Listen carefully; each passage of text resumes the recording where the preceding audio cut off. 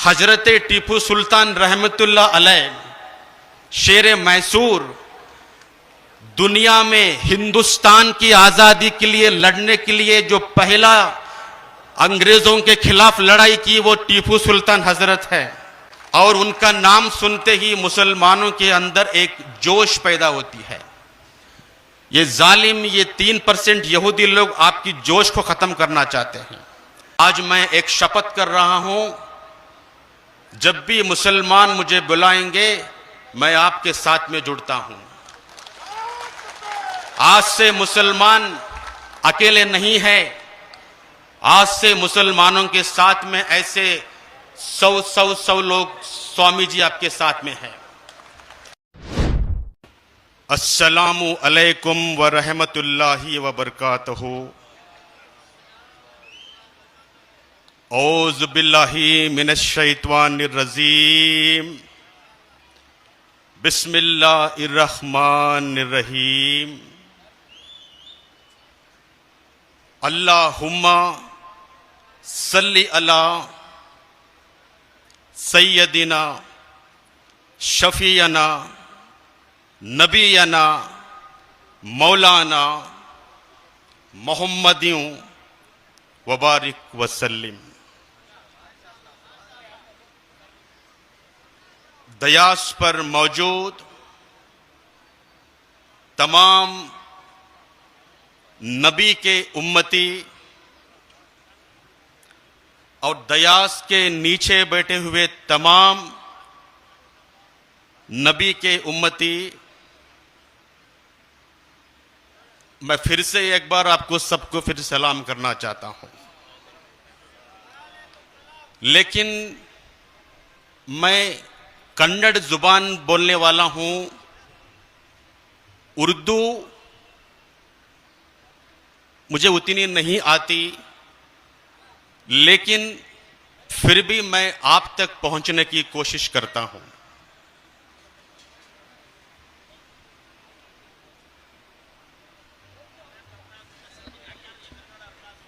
एक ऐसा प्रोग्राम जीवन में पहली बार मुझे मौका मिला है। इतने बड़े अल्लाह के बंदों के सामने मुझे रूबरू होने का मौका मिला है। मैं खास करके, क्योंकि जिस भाषा में एक्सपर्ट होते हैं उनको बोलना है, जिनको वो समझ में नहीं आता है उनको सुनना है। इस्लाम एक ऐसी धर्म है, दीन है, दुनिया में ऐसा कोई धर्म है नहीं। शांति और अमन का पैगाम लेके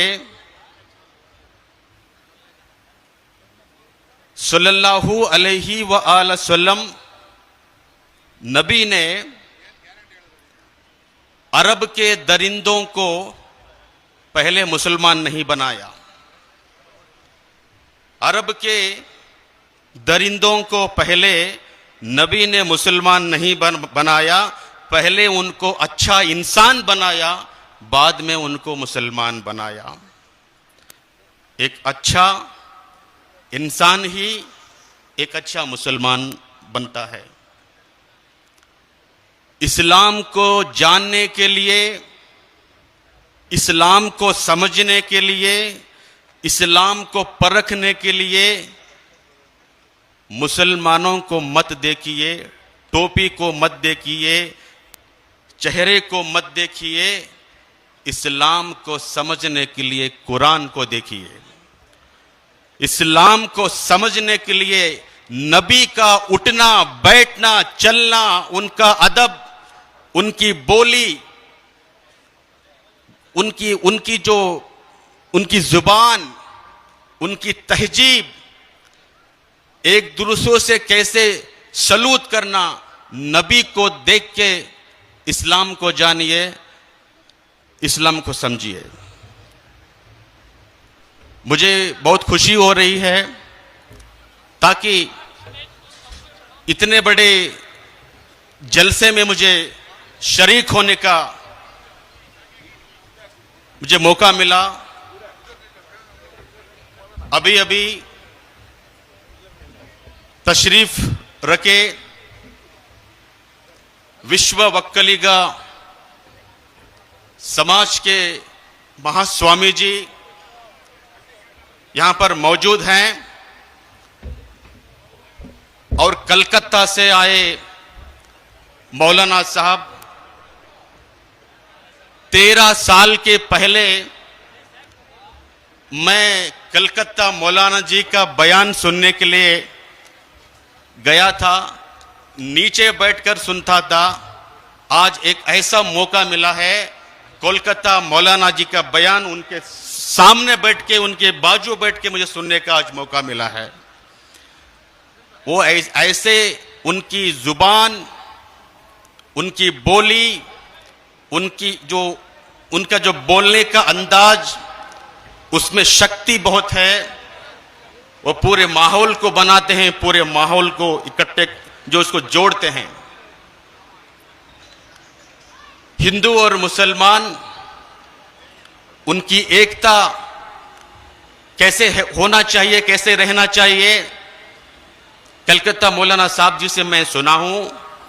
वो हिंदुस्तान के बहुत सारे हर राज्य में मैं उनको देखा हूं, उनसे मैं बहुत प्रभावित हुआ हूं।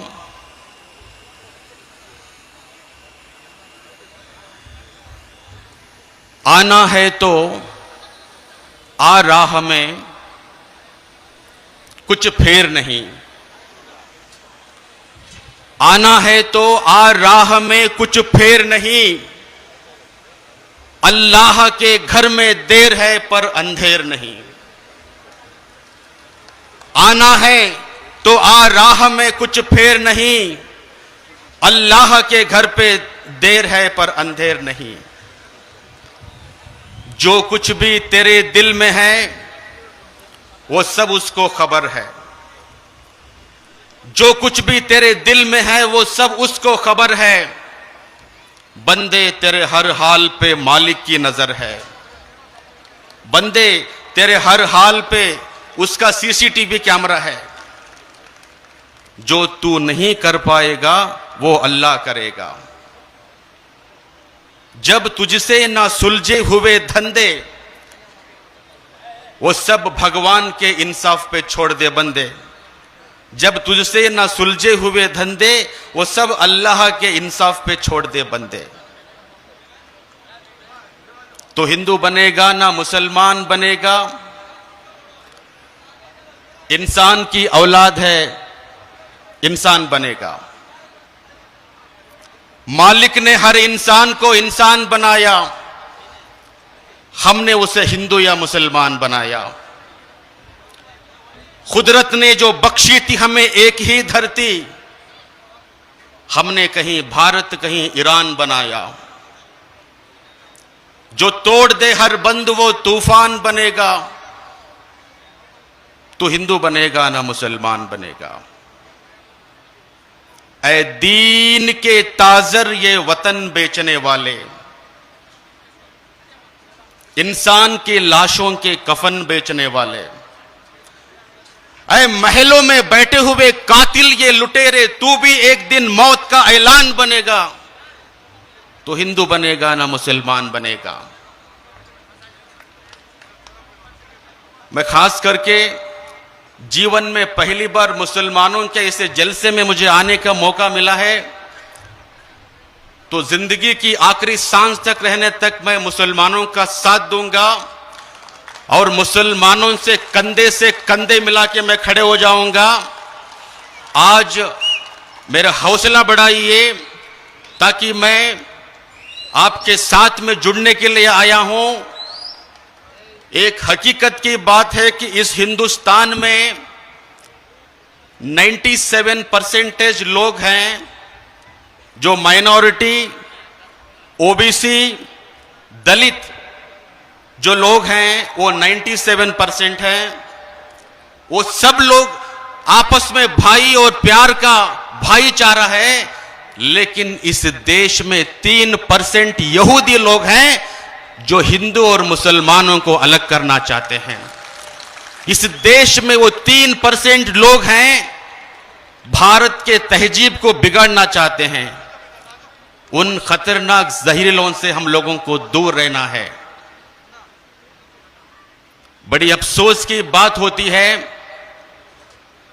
कर्नाटक में कुछ ऐसे सियासत थी, ऐसे हुक्मरान थी, सुबह उठ गए तो हिंदू मुस्लिम हिंदू मुस्लिम हिंदू मुस्लिम हिंदू मुस्लिम, हलाल हिजाब 370, मुसलमान दाढ़ी, आतंकवाद।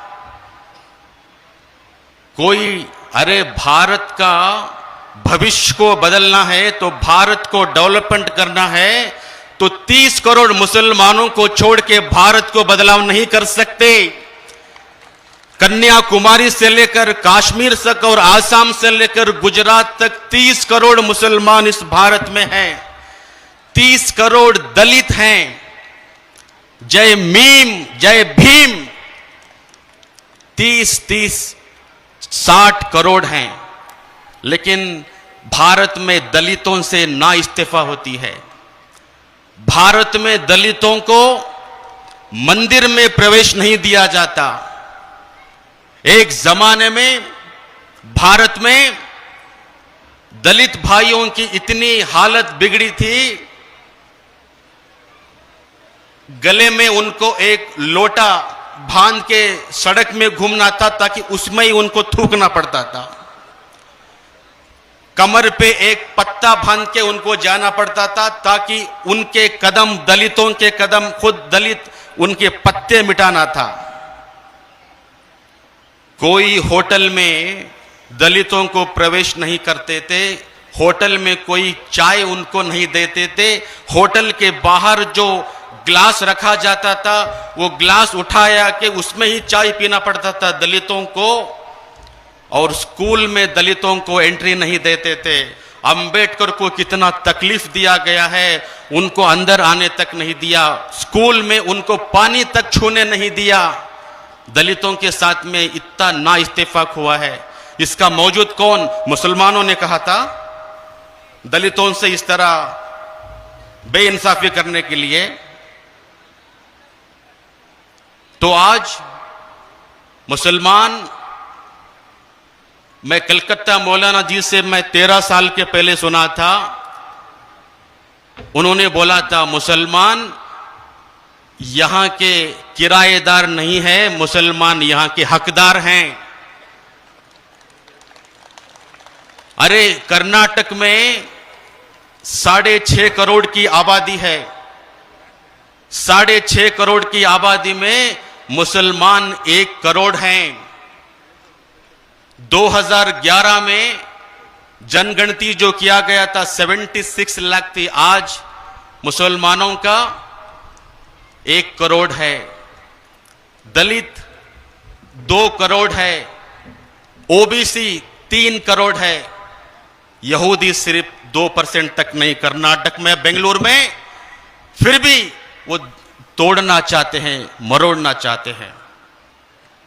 आप ऐसे मुत्तहिद हो जाइए, एक हो जाइए, दलितों से मोहब्बत कीजिए।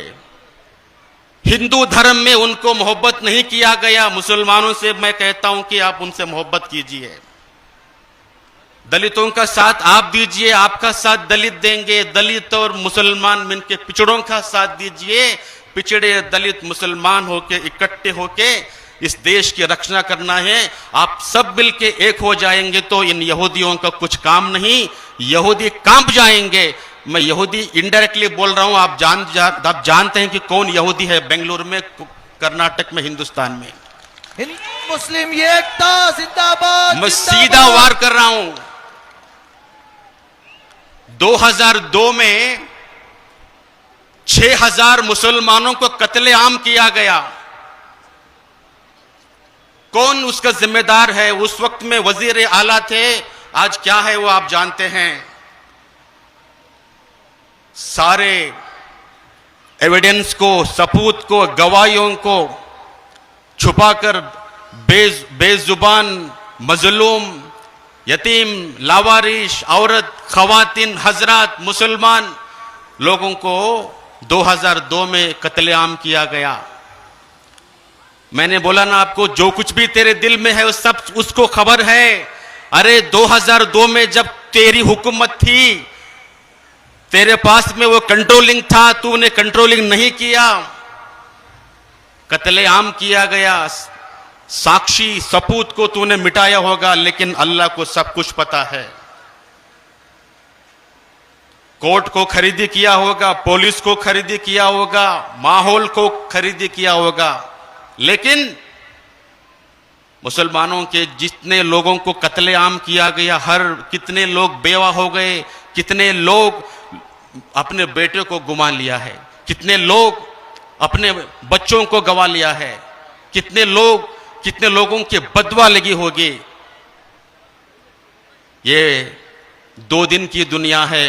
2 दिन की दुनिया में मैं उससे गुजारिश करना चाहता हूं, मैं नाम नहीं लेना चाहता हूं। हमारे कर्नाटक सरकार ने एक ऐलान किया बेलगांव के असेंबली में, जो भी हिंदू मुस्लिम बंटवारे की जो जुबान से बयान करता है उसको 7 साल अंदर करना पड़ेगा। हिंदू मुस्लिम, हिंदू मुस्लिम, हिंदू मुस्लिम, बुरखे के बारे में जो बात करता है, हिजाब के बारे में जो बात करता है, दाढ़ी के बारे में बात करता है, टोपी के बारे में बात करता है, मुसलमानों को छेड़ता है, इस्लाम के खिलाफ बोलता है, उन तमाम जालिमों के लिए कर्नाटक सरकार ने एक नया कानून लाया। अगली बार कोई मुसलमान का धर्म के नाम पे कुछ बोला, 7 साल उसको अंदर जाना पड़ेगा। सिद्धरामैया की सरकार को मैं मुबारकबाद देना चाहता हूं तमाम लोगों से। सिद्धरामैया ने वो काम किया है। कुछ लोगों को, कुछ पार्टी लोगों को वो अंदर से तकलीफ हो रही है, ये गलत है। अरे तुम गलत बोलते हो। इस देश में चैन नहीं, इस देश में शांति नहीं। सुबह उठ के टीवी देखा गया, मुझे जालिम का तारीफदार मेरी तारीफ नहीं कर सकता, मुझे जालिम का तारीफदार नहीं लिख सकता, कम से कम वो लाचार मुझे नहीं लिख सकता। जान हथेली पे लेके बैठा हूं, वो सच को इस देश का अखबार नहीं लिख सकता। तमाम टीवी चैनलों को खरीदी किया गया है, तमाम अखबारों को खरीदी किया गया है, तमाम ईवीएम मशीन को खरीदी किया गया है, कोर्ट को खरीदी किया गया है, वर्दी को खरीदी किया है, लेकिन अल्लाह सब कुछ देख रहा है। पूरे हिंदुस्तान में, कर्नाटक में, मैं नॉर्थ कर्नाटक से हूं, हावेरी, धारवाड़, गदग, कोप्पल, रायचूर, बेलगांव, बिजापुर, हुबली, धारवाड़, रायचूर, गुलबर्गा, मैं वहां का हूं। आज मैं एक शपथ कर रहा हूं, जब भी मुसलमान मुझे बुलाएंगे मैं आपके साथ में जुड़ता हूं। आज से मुसलमान अकेले नहीं है, आज से मुसलमानों के साथ में ऐसे 100 लोग, स्वामी जी आपके साथ में हैं। तकरीबन 5000 स्वामी जी कर्नाटक में है। दलित के स्वामी जी है, ओबीसी के स्वामी जी है, मैं लिंगायत का स्वामी जी हूं। लेकिन बसवण्णा का मैं फॉलोअर हूं। बसवण्णा जी बोलते थे, इव नारव ಎಂದೆನಿಸದಿರಯ್ಯ, ಇವ ನಮ್ಮವನೆಂದೆನಿಸಯ್ಯ, ಕೂಡಲ ಸಂಗಮ ದೇವ, ಇವ ನಿಮ್ಮ ಮನೆಯ ಮಗನೆಂದೆನಿಸಯ್ಯ। ये कौन मत बोल, ये हमारा है। कलकत्ता के मौलाना हमारे घर के हैं, हमारे घर वाले हैं। कूडल संगम देवाय नमः, बसवण्णा जी ने बोला। मैं बसवण्णा का फॉलोअर हूं। कुरान में बसवण्णा के वचन में कोई डिफरेंस नहीं है। मूर्ति पूजा की आराधना नहीं करते हैं बसवण्णा। उस ऊपर वाले की कोई फोटो नहीं, उस ऊपर वाले की कोई पेंटिंग नहीं, उस ऊपर वाले की कोई पिक्चर नहीं। ಯಾವನಿಗೆ ತಂದೆ ಇಲ್ಲವೋ, ಯಾವನಿಗೆ ತಾಯಿ ಇಲ್ಲವೋ, ಯಾವನಿಗೆ ಜನನವಿಲ್ಲವೋ, ಯಾವನಿಗೆ ಮರಣವಿಲ್ಲವೋ, ಅವನೇ ಆದಿ, ಅವನೇ ಅಂತ್ಯ. ಎಲ್ಲರಿಗೂ ತಂದೆ ತಾಯಿ ಅವನೇ ಆಗಿ ಅವನಿಗೆ ಮಾತ್ರ ತಂದೆ ತಾಯಿ ಇಲ್ಲವೋ ಅವನು ದೇವರು. ನೋಡ ಕೂಡಲ ಸಂಗಮ ದೇವ. जिसको मां नहीं, जिसको बाप नहीं, जिसको भाई नहीं, ना वो कभी पैदा हुआ था, ना वो कभी मरेगा, वही अव्वल है, वही आखिर है. सारी दुनिया का मां बाप अल्लाह है और उसको कोई मां बाप नहीं है, वो अल्लाह है. नारे तकबीर. जिसको मां बाप है वो अल्लाह नहीं हो सकता. अरबिक में अल्लाह कहते हैं, संस्कृत में ईश्वर कहते हैं. वो दोनों का मतलब एक ही है, सिर्फ भाषा का फर्क है. और अल्लाह के और ईश्वर के सिवा और किसी को अगर जोड़ेंगे तो वो शिर्क हो जाएगा. ये सिर्फ ये दो नाम है, अल्लाह, अल्लाहु अकबर. इसके बारे में कोई वो ये बात सुनते उन लोगों को अंदर से जलना शुरू हो जाता है. अरे दरिंदों, अल्लाहु अकबर का मतलब है रब्बिल आलमीन है, रब्बिल मुस्लिमीन नहीं है. नारे तकबीर. नारे तकबीर. रब्बिल मुस्लिमीन नहीं है अल्लाह, रब्बिल आलमीन है. तो अल्लाहु अकबर का अजान सुनता है तो अल्लाह बड़ा है. अशहादु अन ला इलाहा इल्लल्लाह, तो उसके सिवा कोई अल्लाह है नहीं. तो मतलब यह उसके ईश्वर के सिवा कोई नहीं है, इसका मतलब है. हय्या लस्सलाह हय्या लल फलाह. तुम्हारी भलाई के लिए, तुम्हारी अच्छाई के लिए अल्लाह के घर पे आ जाओ. कितनी बेहतरीन बात है. तुम इसमें तुमको जलन होती है, ये बहुत गलत है. हिंदुस्तान में मुसलमानों को दबाया जाता है, कर्नाटक में मुसलमानों को दबाया जाता है. मैं बेंगलुरु के जो भी आप मुसलमान फंक्शन करते हैं, जो भी आप उनको वोट करके एमएलए बनाते हैं, मंत्री बनाते हैं, वो यहां पर 5 मिनट पे नहीं बैठते. 5 साल उनको आप वोट डाल के बिठाएं, वो 5 मिनट बैठने के लिए तैयार नहीं है. मैं गुजारिश करना चाहता हूं, आने वाले दिनों में आप जिनको हुकूमत दी है वो बैठना है, सुनना है, दिल से आना है. मुसलमानों के फंक्शन को ऑटोमेटिक जो वॉल क्लॉक होता है ऐसे आके जाना नहीं है. दिल से आइए, मुसलमानों के साथ में कंधे से कंधा मिलाना है.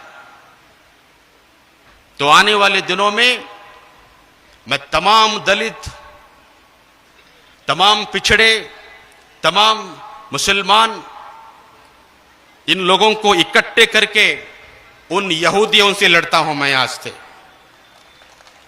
आज से कर्नाटक में किसी मुसलमानों के ऊपर कोई उंगली नहीं कर सकता. हजरत टीपू सुल्तान रहमतुल्लाह अलैह, शेर मैसूर, दुनिया में हिंदुस्तान की आजादी के लिए लड़ने के लिए जो पहला अंग्रेजों के खिलाफ लड़ाई की वो टीपू सुल्तान हजरत है. और उनका नाम सुनते ही मुसलमानों के अंदर एक जोश पैदा होती है. ये जालिम, ये 3% यहूदी लोग आपकी जोश को खत्म करना चाहते हैं. रहमतुल्लाह अलैह के बारे में क्या क्या बात बोली जाती है. जब हजरत टीपू सुल्तान के बारे में ये यहूदी लोग बात करते हैं, दलित लोग आपकी आवाज नहीं उठाते. नबी के शान पे गुस्ताखियां जो होते हैं, सरतन से जुदा उसको कानून में मौका नहीं है. लेकिन वो आपका दिल की तड़प है, आपके जज्बे से खेला जाता है. लेकिन मैं ये कहता हूं, अंबेडकर की शान पे गुस्ताखियां करते हैं तो तब आपको रोड में आना पड़ता है। जब टीपू सुल्तान की शान में गुस्ताखियां होते हैं तो हम दलित भी बाहर आ जाते हैं आपके साथ। दलितों को, ओबीसी लोगों को, मुसलमानों को किरायादार बनाता है, हम लोगों को गुलाम बनाया जाता है। यह आज से नहीं चलेगा आने वाले दिनों में। मुसलमान भाइयों, बेफिक्र से आप हिम्मत से रहिए और आने वाले दिनों में हम सब लोग मिलकर आपका हौसला बढ़ाएंगे। मैं नेक्स्ट जब आता हूं तो उर्दू सीख के आता हूं और आपका हिम्मत बढ़ाता हूं।